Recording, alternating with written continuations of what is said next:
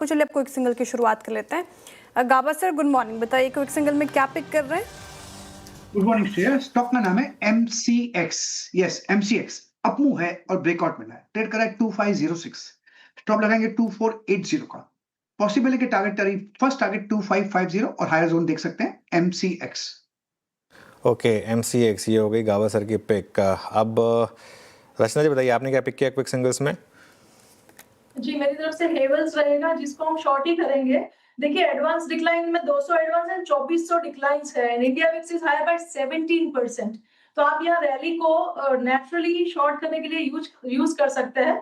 Futures में 1380 के करीब है हेवल्स।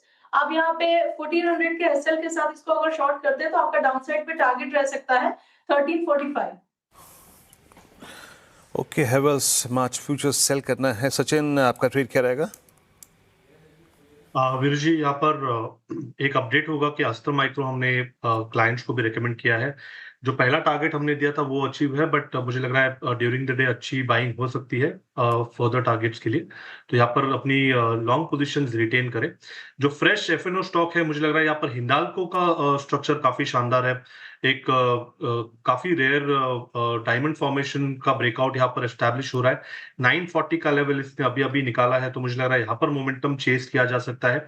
स्टॉप लॉस आपको 934 पे लगाना है ऑन क्लोजिंग बेसिस। पहला टारगेट होगा अराउंड 956 का, सेकंड टारगेट होगा अराउंड 964 का। खरीदारी करनी है हिंडाल्को के फ्यूचर्स में। मेटल पैक फ्लैट फिलहाल और कुछ चुनिंदा काउंटर स्ट्रेंथ दिखाते हुए हिंडाल्को खरीदारी की राय आ गई सचिन जी की तरफ से। रचना जी गुड मॉर्निंग, बताइए आप क्या पिक कर रही हैं? माफ कीजिएगा हेवल्स हो गए हैं इनका। आशीष भाई जी गुड मॉर्निंग, बताइए आप क्या पिक कर रहे हैं? गुड मॉर्निंग श्रेया जी। श्रेया जी, हिंदुस्तान जिंक पे खरीदारी की सलाह रहेगी। मेटल्स में अच्छा मोमेंटम देखने मिल रहा है और हिंदुस्तान जिंक यहाँ से क्लीन ब्रेकआउट सस्टेन करेगा। 605 का स्टॉप लॉस लगाना है। 630 और 645 दो टारगेट प्लेस में खरीदारी की सलाह। मानस जी बताइए आपने क्या पिक किया आज के क्विक सिंगल्स में? तो देखिए बीडीएल पे ही ध्यान है। बीडीएल ने अब ऐसा लग रहा है कि 1250 1245 की रेंज में बॉटम बनाया है। स्टॉक ने अपने 10-20 डे मूविंग एवरेज को रिगेन कर लिया है। करंट लेवल्स पे बीडीएल में खरीदारी करनी चाहिए। 1264 का स्टॉप लॉस लगाएंगे 1264 का। 1350 तक के टारगेट्स पॉसिबल हैं। ये कैश टेबल्स है। ऑप्शन में अगर ट्रेड लेना चाहे तो 1300 वाला कॉल ऑप्शन जो 50 रुपए के आसपास ट्रेड हो रहा है, उसमें 34 का स्टॉप लॉस लगाएंगे। 80 रुपए के टारगेट सेट करेंगे। ओके, बीडीएल आपका बाय कॉल है। राजेश सतपुते जी आपका ट्रेड? वीर जी, थोड़ा सा ट्रिकी है मार्केट, लेकिन जो बाजार दिखा रहा है जहाँ पे सेल है वहां पे सेल है। तो look at Oberoi realty. Oberoi reality का स्ट्रक्चर वीक है। 1500 का इसका बेस था। 1500 के नीचे सेल एक्टिव हुआ है। सो 1500 के नीचे सेल करना है 1520 के स्टॉप लॉस के साथ।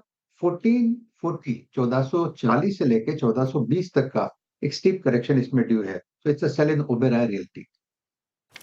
ओबेरॉय रियल्टी यहाँ पे बिकवा लिखी रही आगे राजेश सातपुते जी की तरफ से। टेक्निकल कॉल्स पूरे हो गए हैं। एक फटाफट से रिकैप ताकि आप स्टॉप लॉस और टारगेट देख पाएं। गावस्कर ने MCX चुना है, खरीदारी की राय उनकी तरफ से। वीक मार्केट में भी स्ट्रॉन्ग परफॉर्मेंस। 2550 का टारगेट है, 2480 का लगाना आपको स्टॉप लॉस। रचना जी कह रही कि हेवल्स में शॉर्ट किया जाए क्योंकि वीकनेस चार्ट्स पे दिख रहे हैं। तो नीचे का जो टारगेट है वो 1345 का है, 1400 का स्टॉप लॉस लगाना है आपको। सचिन जी ने कहा हिंडाल्को मेटल स्पेस से काफी स्ट्रांग नजर आ रहे, खरीदारी की राय उनकी तरफ से। और 964 तक के टारगेट देख रहे, वो 934 का लगाना है स्टॉप लॉस। आशीष बहिती जी ने भी मेटल पैक से हिंदुस्तान जिंक चुना है। अच्छी तेजी आज के सेशन में, तो 630 के टारगेट के लिए चेज किया जा सकता है। 605 का स्टॉप लॉस लगाइए। मानस जी कह रहे हैं क्योंकि बीडीएल और डिफेंस स्पेस से अगर आप देखें तो स्टॉक्स अच्छा परफॉर्म करते हुए, तो यहाँ पर खरीदारी की जा सकती है। टारगेट और स्टॉप लॉस आपके स्क्रीन पर आएंगे। और राजेश सातपुते जी ने ओबेरॉय रियल्टी चुना, यहाँ पर बिकवाली की राय उनकी तरफ से। डिस्कस भी कर रहे थे हम थोड़ी देर पहले कि रियल्टी स्पेस काफ़ी वीक नजर आ रहा है। तो 2420 के नीचे के टारगेट है, 1520 का लगाना है स्टॉप लॉस। निफ्टी लेकर आइए 312 अंक नीचे 24868 के लेवल पर। 24645 सर आज का अभी तक का लो फिलहाल मान के चले। वहां से रिकवरी तो दिखाने की कोशिश की है मार्केट ने।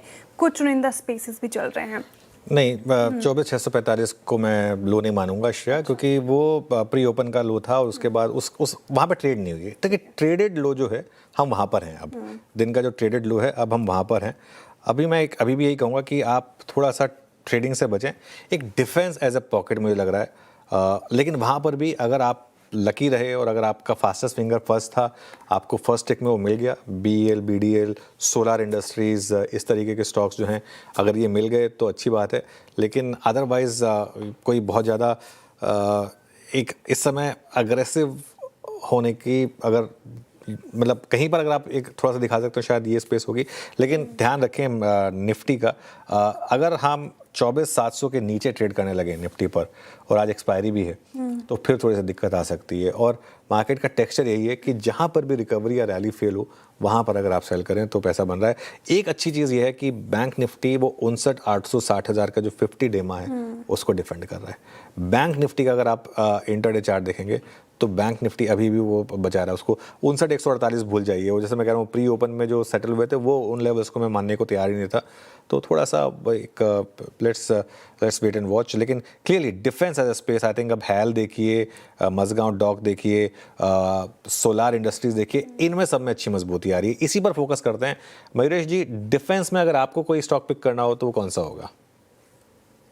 नहीं तो अनुज जी, जैसे आपने कहा, I think BL has shown signs of strength, ना सिर्फ आज but in the past few weeks as well. तो जैसे इनकी ऑर्डर बुक है, जो हम एक्सपेक्ट करते हैं इनकी एग्जीक्यूशन, और जैसे मार्जिन्स प्लेस्ड है, मुझे लगता है जिनके पास भी BL है, रेवेन्यू विजिबिलिटी दिख रही है, अच्छा परफॉर्मेंस दिख रहा है टॉप लाइन पे, और नए ऑर्डर्स भी अच्छे मार्जिन्स के साथ आने की उम्मीद है। तो जिनके पास BL है बिल्कुल बने। हाँ ओके, BL आपकी स्क्रीन पर इस बीच जरा एक बार लेके आइए BL। यस, अभी तक अगर आप डेडिकेटेड OI की समरी देखें, मतलब लगभग इन 13 मिनटों की, तो पूरा का पूरा झुकाव जो है वो डिफेंस पे है। BL याद रखिएगा इस वक्त एक एज को काटता हुआ 2% ऊपर। मैं इसी पे थोड़ा सा रीड कर रहा था। राजेश सतपुते जी, इसका कोई कॉल ऑप्शन पकड़ना चाहिए BL, क्योंकि ये एक टिपिकल क्लासिकल रेक्टेंगल, ये सिमेट्रिकल ट्राइंगल का ब्रेकआउट है। सिचुएशन इसके फेवर में है, कोई कॉल पकड़नी चाहिए इसकी मार्च की? वीरेंद्र जी थोड़ा सा समय दीजिए, क्योंकि हाँ ये आ गया। देखिए वीरेंद्र जी, 455 नहीं वीरेंद्र जी, वो यहाँ पे रेट्स कुछ खास नहीं अपडेट हो रहे हैं, तो I won't be able to. ये 460 का कॉल या तो देखिए लग गया, थोड़ा अर्ली था तो अपडेट नहीं हो रहा था।